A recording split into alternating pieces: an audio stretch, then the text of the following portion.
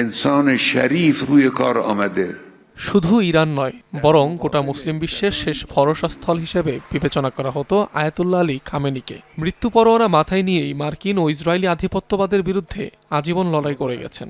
গাজায় যখন উন্মত্ত গণহত্যায় মেতেছিল ইসরায়েল, তখন অন্য সব আরব নেতাদের মতো হাত গুটিয়ে বসে থাকেননি, দাঁড়িয়েছেন নির্যাতিত ফিলিস্তিনিদের পাশে। প্রশ্ন উঠছে, এমন নেতার মৃত্যুতে মধ্যপ্রাচ্যের পরিস্থিতিতে কি পরিবর্তন আসতে যাচ্ছে?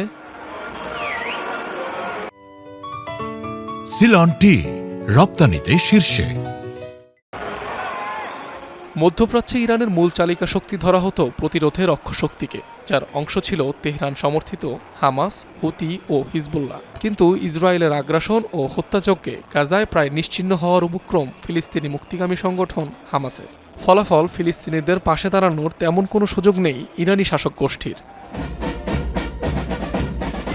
আবার ইসরায়েলি হামলায় লেবাননে এক প্রকারের কোণঠাসা ইরান সমর্থিত আরেক মিলিশিয়া হিজবুল্লাহ। এদিকে সিরিয়ায় মিত্র বাশার আল আসাদের পতনের পর বন্ধ হয়ে গেছে ইরান থেকে লেবাননে অস্ত্র সরবরাহের রুট।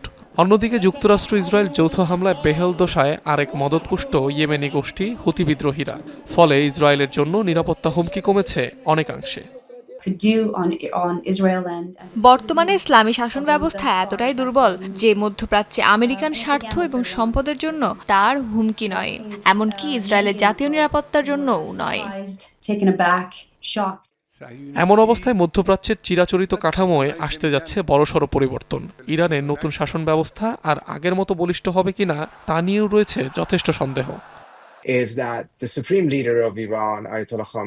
একটা গুরুত্বপূর্ণ বিষয় হলো, আয়াতুল্লাহ খামেনি শুধু ইরানেরই নেতা ছিলেন না, তিনি একজন ধর্মীয় ব্যক্তিত্বও ছিলেন শিয়া সম্প্রদায়ের মাঝে, যার ব্যাপক গুরুত্ব ছিল।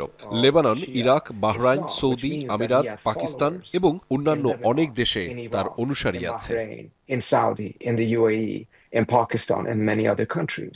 বিশ্লেষকদের দাবি, মধ্যপ্রাচ্যে খামেনি যুগের অবসানের মধ্য দিয়ে কার্যত ইসরায়েলের লাগাম টেনে ধরার আর কেউ রইল না।